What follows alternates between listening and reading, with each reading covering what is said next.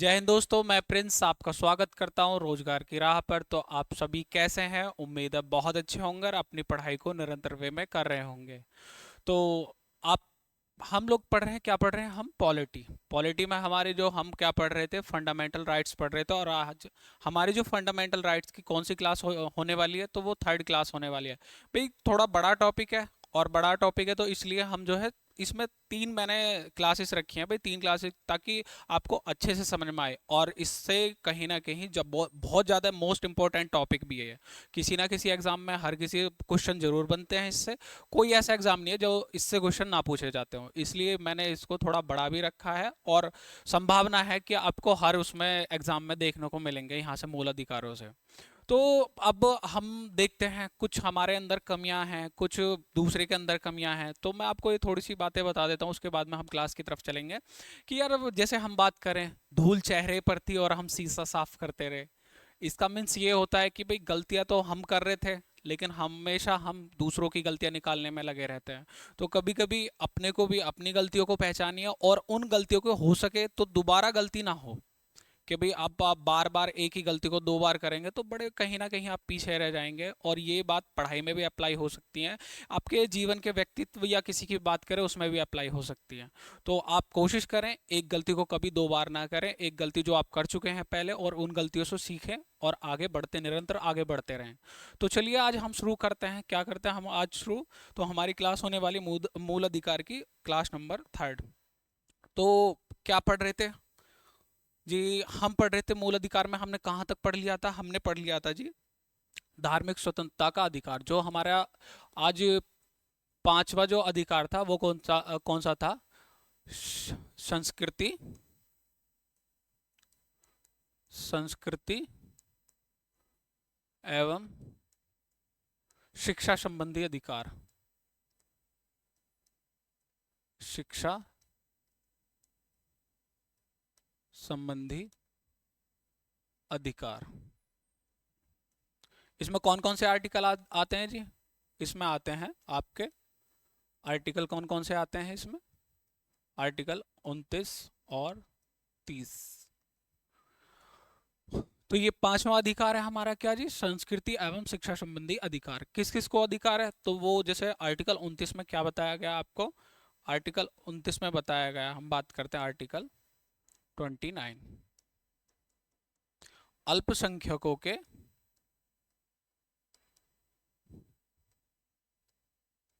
अल्पसंख्यकों के हितों का संरक्षण।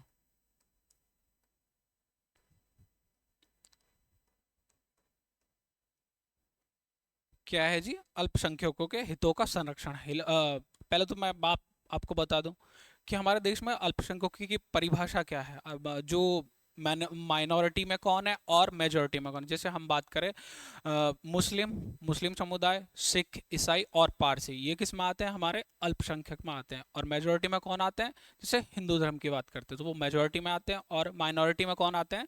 सिख, हिंदू और नहीं, सिख, ईसाई, मुस्लिम, और ये सारे किस में आते हैं? अल्पसंख्यक। तो इनके अधिकारों की बात, संरक्षणों की बात करी गई है। संरक्षणों की बात करी गई तो जैसे हम बात करते हैं 29A की। 29A में क्या होगा जी? आर्टिकल 29A, इसमें लिखा है अल्पसंख्यकों को, जो भारत का नागरिक है, जो भारत का नागरिक है, अल्पसंख्यकों में जैसे अपनी भाषा, अपनी भाषा, अपनी भाषा, कौमा लिपि, कौमा संस्कृति। क्या है जी? संस्कृति। इनको, इनके लिए अपना संरक्षण कर सकते हैं किसी भी तरह का। जैसे हम बात करते हैं लिपि की, अपने संस्कृति बनाए रखने का अधिकार, अधिकार। तो आपको पता होना चाहिए कि भाई 29(1) में क्या दिया गया। जैसे हम 29(1) की बात, अल्पसंख्यकों के हितों का संरक्षण क्या कर रहे हैं हम? 29 फर्स्ट में क्या पढ़ रहे हैं हम? अल्पसंख्यकों को अपनी भाषा, लिपि, संस्कृति बनाए रखें का अधिकार। भाषा में आप समझते होंगे, जैसे सिखों की बात करें कौन सी भाषा? पंजाबी भाषा। और लिपि की बात करें गुरुमुखी लिपि बोलते हैं हम उसे। और जैसे उर्दू भाषा है, मुस्लिम समुदाय के द्वारा बोली जाती है, या फिर किसी भी समुदाय, या हम अपनी बात करें हिंदी भाषा जो हमारी राज्य भाषा है उसकी बात करें, उसकी लिपि भाषा को अपने जो भी हमारे नागरिक हैं उनको सभी को अपने बनाए रखने का अधिकार होगा। क्या? संस्कृति और लिपि भाषा, ये सारी चीजें। अब बात करते हैं हम आर्टिकल 30 की। भैया आर्टिकल 30 में क्या है? आर्टिकल 30 की बात करते हैं हम। आर्टिकल 30, अल्पसंख्यकों को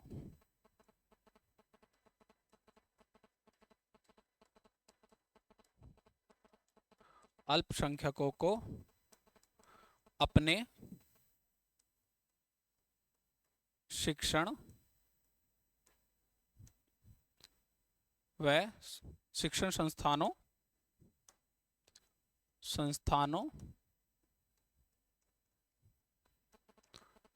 में संस्थानों की स्थापना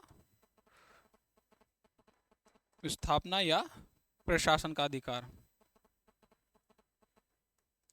प्रशासन का अधिकार क्या है जी? ये अल्पसंख्यकों को अपने शिक्षण संस्था की स्थापना करना और उनमें प्रशासन का अधिकार। किस तरह से स्थापना क्या हो सकते हैं? जैसे हम बात करें किसी भी चीज़ की, कोई भी संस्था आप बना सकते हैं, या फिर जो हम बात करें अपने लिए कोई शिक्षण संस्था है वो इस्टेब्लिश कर सकते हैं कुछ भी, और उसमें जो प्रशासन का अधिकार हो तो उनके अंतर्गत हम कर सकते हैं। इसके बाद में हम बात करते हैं, हमारे 2 आर्टिकल हो चुके हैं, और इसके बाद में एक आर्टिकल आता है जो मैंने आपको बताया, आर्टिकल 31। मैं थोड़ा सा इसके बारे में आपको बता देता हूँ क्योंकि मैं पहले भी बता चुका हूँ। आर्टिकल 31 इसको समाप्त हो चुका है, ये समाप्त हो चुका है। क्या था इसमें? संपत्ति का अधिकार। संपत्ति का अधिकार कौन से संविधान संशोधन से? तो 44वां संविधान संशोधन 1978। सरकार कौन सी थी? मोरारजी देसाई। मोरारजी देसाई सरकार थी। भी आपके मन में ये भी क्वेश्चन होता है कि संपत्ति के अधिकार को क्यों समाप्त कर दिया? इसको क्या बना दिया गया? मूल अधिकार से हटा के इसको क्या बना दिया गया? इसको बना दिया गया विधिक अधिकार। क्या बना दिया गया इसको? विधिक अधिकार, कानूनी अधिकार बात करें हम, अधिकार, विधिक अधिकार। तो इसमें कौन से, अब जो अगर हम बात करें वर्तमान समय की, भाई ये भी क्वेश्चन पूछ लिया जाता है आपकी, अगर वर्तमान की बात करें कौन से भाग या पार्ट में है वर्तमान में, तो भाग कौन सा होगा? ये भाग होगा जी आपका 12। और आर्टिकल कौन सा होगा इसमें जी? 300A। तो ये भी आपको पता होना चाहिए, क्वेश्चन पूछा गया है ये कि जो हमारा संपत्ति का अधिकार था वो कौन से आर्टिकल या कौन से भाग में पहुंचा दिया गया, जो विधि का अधिकार बना था। तो भाग 12 में आर्टिकल 300A के तहत विधिक अधिकार बना दिया गया। ये भी बता दिया कि कौन सा संविधान संशोधन, 44वां संशोधन अधिनियम 1978। कौन सी सरकार थी उस टाइम पे? मोरारजी देसाई की सरकार थी। लेकिन ये अभी समाप्त कर दिया गया। और मैंने कल आपको स्वतंत्रता भी बताई थी कि भाई 19A में जो स्वतंत्रताएं बताई गई है 6, पहले 7 हुआ करती थी, अभी वर्तमान में 6 है। तो उसमें से कौन सी हटा दी गई है? उसमें से हटा दी गई है यही संपत्ति का अधिकार। उसके बाद हम बात करते हैं आर्टिकल 32 की। क्या बात करते हैं जी? आर्टिकल 32,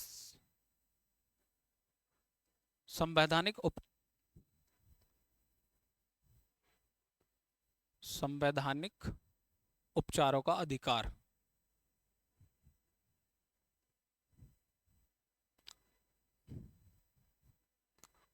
अधिकार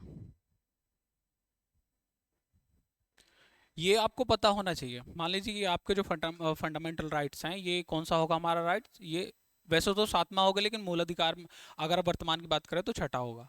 कि भाई आपके जैसे मूल अधिकार है उनका हनन होता है, तो आप क्या करेंगे? हनन हनन होने के बाद में क्या कहाँ जाएंगे? तो आर्टिकल 32 के तहत आप जाएंगे सुप्रीम कोर्ट, यानी कि उच्चतम न्यायालय। और आर्टिकल 226 के तहत आप कहाँ जाएंगे? हाई कोर्ट, यानी कि उच्च न्यायालय। तो इसके बाद में हम बात करते हैं, जैसे हम सुप्रीम कोर्ट की बात करें, सुप्रीम कोर्ट कितनी रिट जारी करता है? तो 5 रिट जारी करता है। इसमें उल्लंघन करने के तहत, जैसे मान लीजिए आपके हनन होता है किसी भी अधिकार का, तो उसके तहत सुप्रीम कोर्ट में जाते हैं, तो उसमें कितनी रिट जारी होती है? या लेख की बात करें तो 5 रिट जारी होती है। कौन कौन सी होती है वो मैं आपके सामने लिख देता हूँ।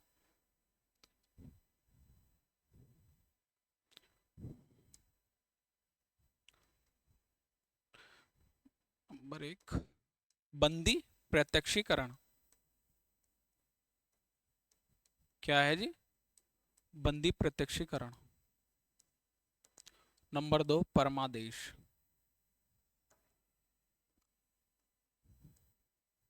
परमादेश। नंबर 3, उत्प्रेषण।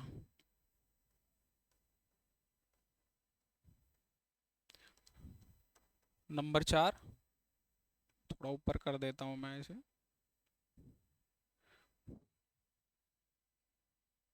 प्रतिषेध।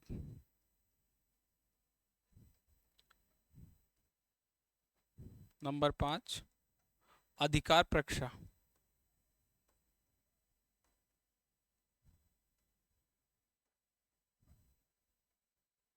अधिकार प्रक्षा।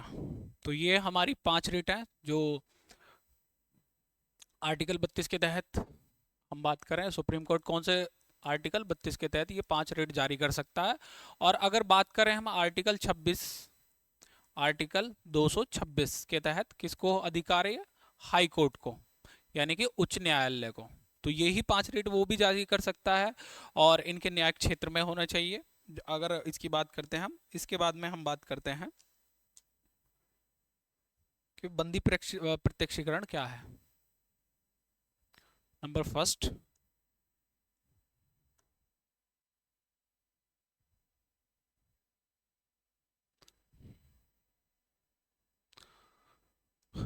बात करें हम नंबर 1,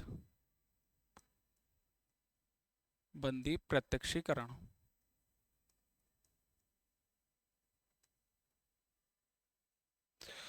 या हैबियस कॉर्पस। इसमें क्या है? मान लीजिए आपको या किसी भी व्यक्ति को किसी के द्वारा या पुलिस के द्वारा बंदी बना लिया जाता है, तो सुप्रीम कोर्ट कौन सी रिट जारी करता है? तो वो करता है बंदी प्रत्यक्षीकरण। और इसमें क्या दिया गया कि इसमें सशरीर या स्वस्थ शरीर प्रस्तुत करना चाहिए। क्या करना चाहिए? सशरीर या स्वस्थ शरीर। किसकी बात कर रहे हैं हम? स्वस्थ शरीर प्रस्तुत करना।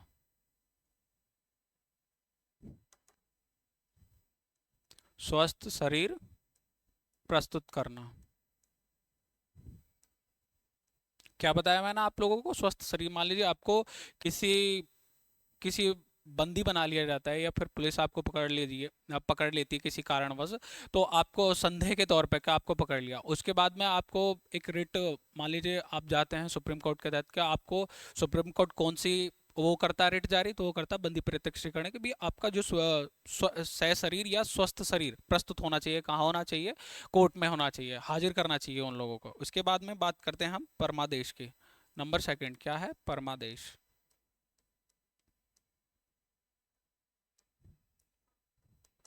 परमादेश ये कब जारी करी जाती है? मान लीजिए कोई सार्वजनिक पद पे कोई पद अधिकारी है, वो कानूनी और संवैधानिक जो कार्य हैं उनके उनके अपना कर्तव्य पालन नहीं कर रहा। मान लीजिए क्या बात कर रहे हैं, तो तब ये परमादेश जारी करी जाती है। जब कोई व्यक्ति किसी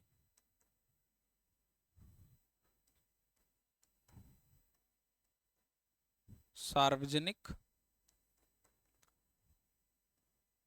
पद पर हो और कानूनी और संवैधानिक कर्तव्यों को पालन ना करे। कानूनी व संवैधानिक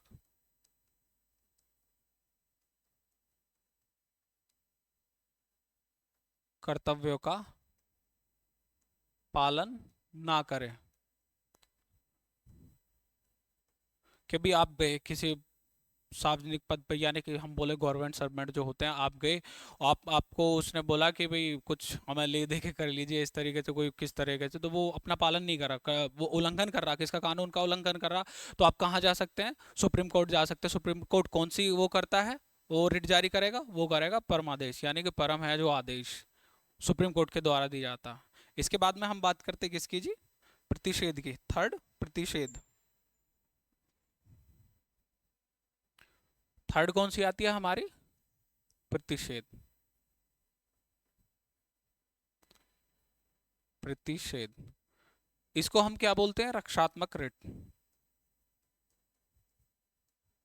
रक्षात्मक रिट।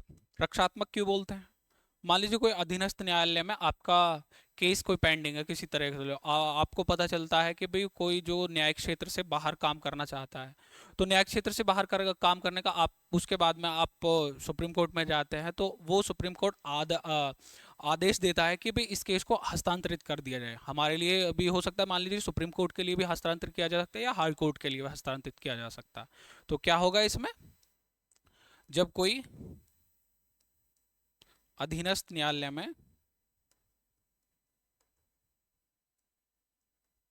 में केस पेंडिंग हो, केस पेंडिंग हो और पता चलता है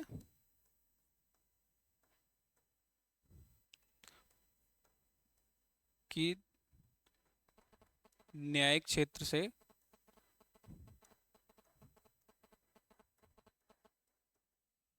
बाहर काम हो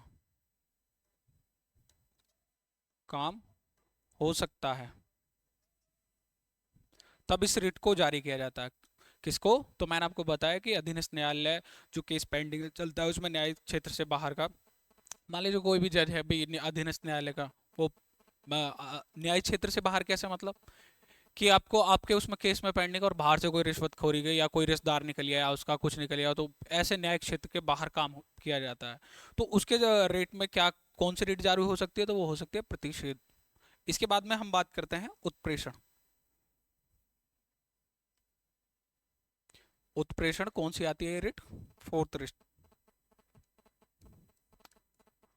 फोर्थ रेट कौन सी है ये?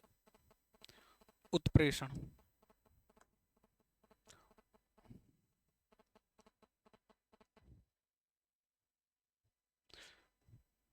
उत्प्रेषण किसकी बात कर रहे हैं हम? उत्प्रेषण की। प्रमाणित होना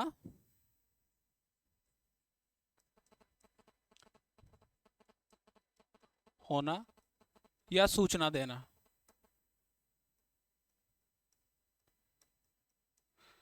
प्रमाणित होना या सूचना देना।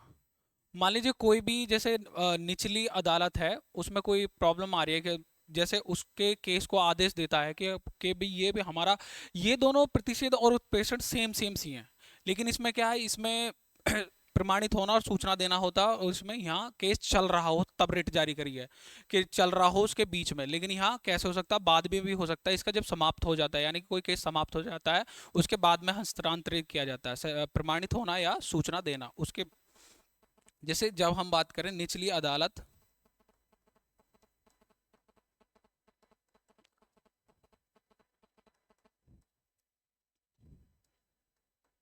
या सरकारी अधिकारी, सरकारी अधिकारी बिना अधिकार के निर्णय ले, बिना अधिकार के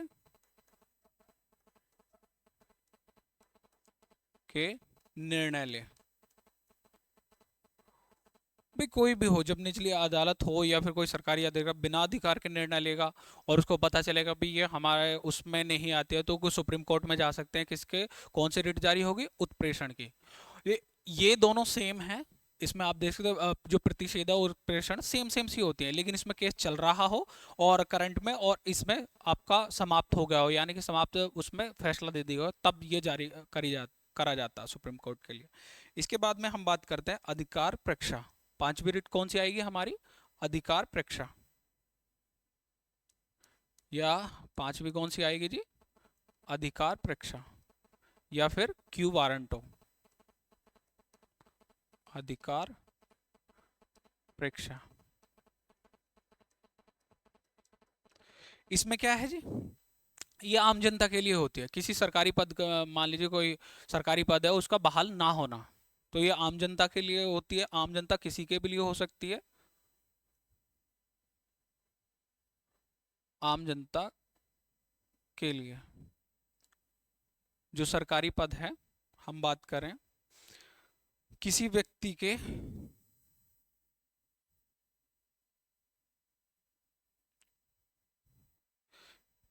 सरकारी पद की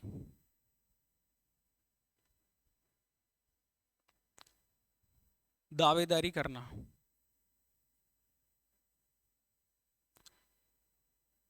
जबकि वह पद बहाल ना हो।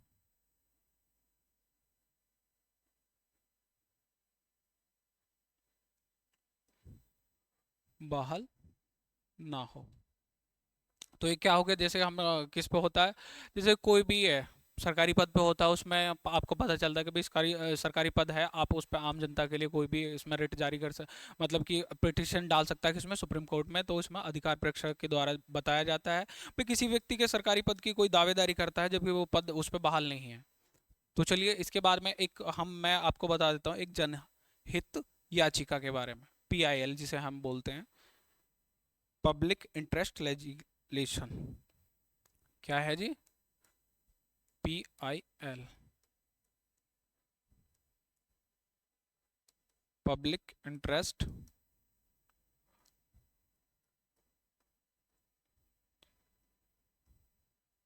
लेजिस्लेशन। तो ये क्या है जी? ये कब बनी थी?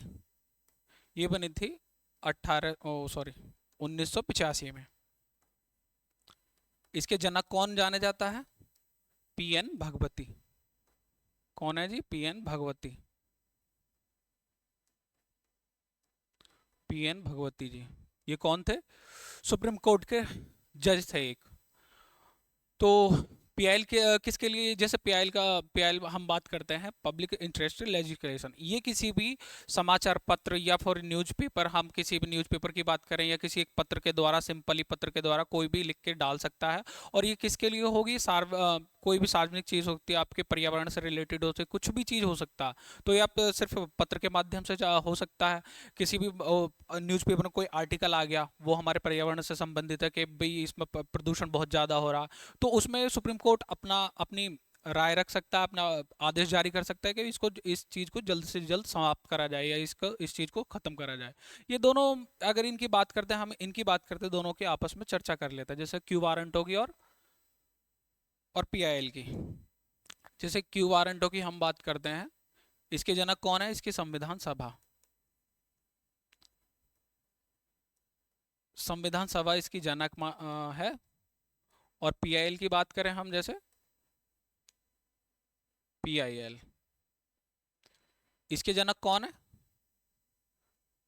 इसके जनक हैं PN भगवती।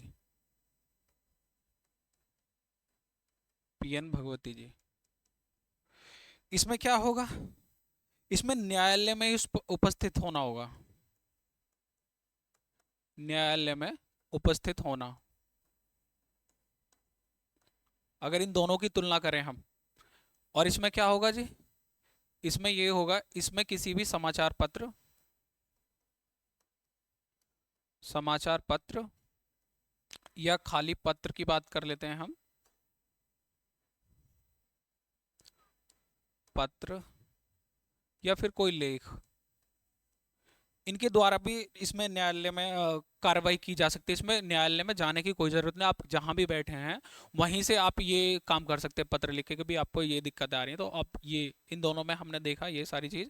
अब बात कर लेते हैं हम आर्टिकल जो हमारे हमारे कितने अधिकार थे जो हमने बात करी थी, हमारे वर्तमान में 6 अधिकार थे। हमने 6 के बारे में सारी डिटेल्स भी जानी, सारी बातें जानी।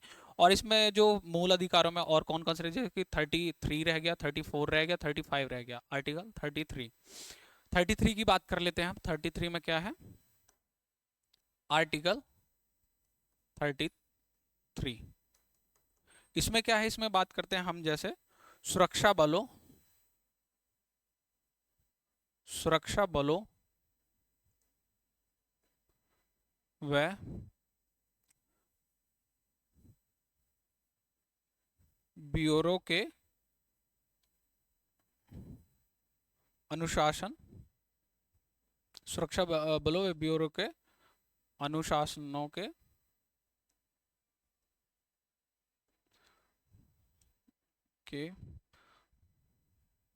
अनुशासन बनाए रखने, अनुशासन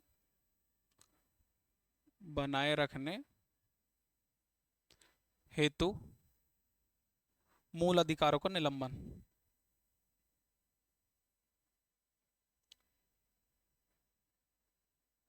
मूल अधिकारों का निलंबन।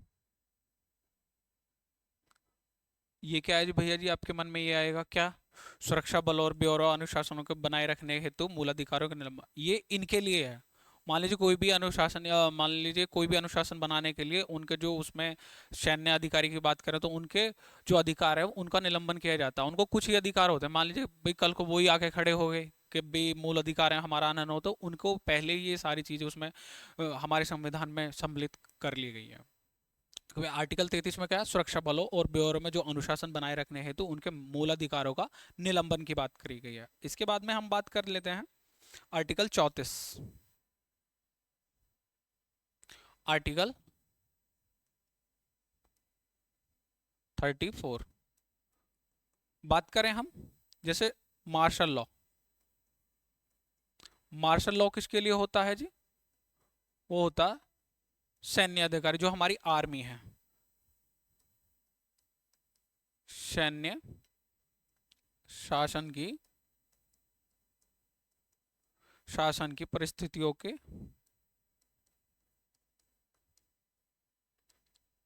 स्थितियों के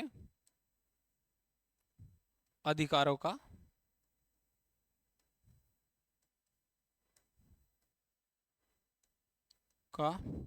निलंबन।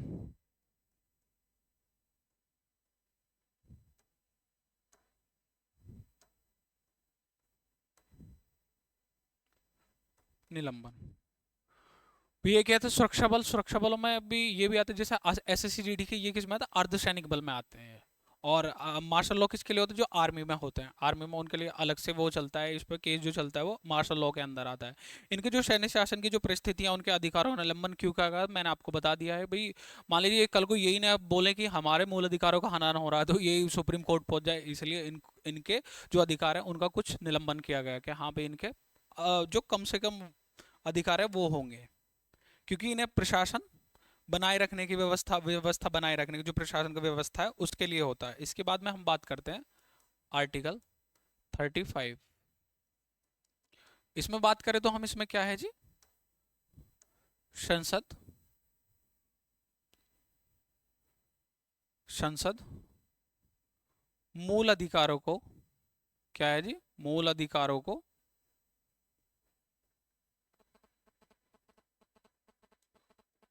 मूल अधिकारों को विनियमित कर सकती है,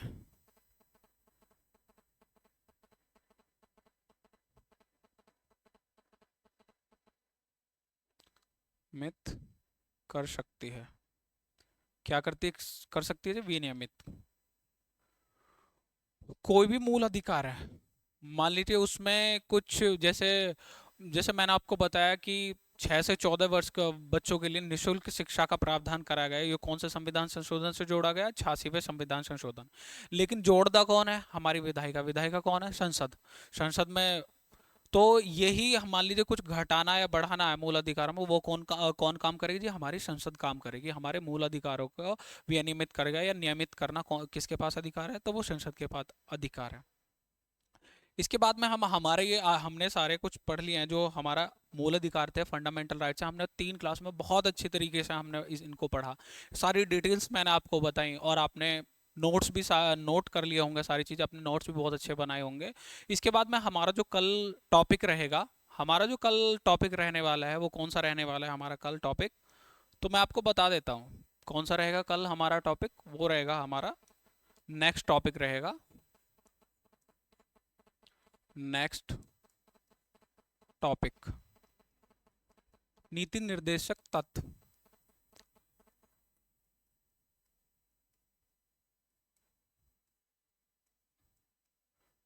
डीपीएसपी, राज्य के, आप यहाँ लिख लिया, राज्य के, राज्य के नीति निर्देशक तत्व, इसके बारे में हम कल नेक्स्ट वीडियो में पढ़ रहे होंगे। तो आई होप आपको ये क्लास बहुत अच्छी लगी होगी। अगर अच्छी लगे तो शेयर, लाइक और सब्सक्राइब अगर चैनल पर नया है तो ज़रूर करें। अपने दोस्तों को भी शेयर करें, अपने भाई बहन, छोटे बड़े भाई बहन हैं तो उनको भी शेयर करें। देखिए, हम ये सोच के चलते हैं यार पॉलिटी एक सब्जेक्ट है, हम सिर्फ तब पढ़ें, लेकिन ऐसा नहीं है। पॉलिटी एक ऐसी चीज़ है कि जो हमारे डेली चीज़ों के बेसिस पे हमारे जो हमारे कानून हैं, अधिकार हैं, या फिर उनके बारे में, हमारे कर्तव्यों के बारे में सब कुछ बताती है। हमारी जो भारतीय राज्य व्यवस्था उसके बारे में बताती है। ये नॉलेज हम सभी को होना चाहिए, जो आम नागरिक हैं हम सबको होनी चाहिए। सारी चीज़ें हमको हमको पता होनी चाहिए। तो चलिए हम मिलते हैं नेक्स्ट वीडियो में। जय हिंद दोस्तों।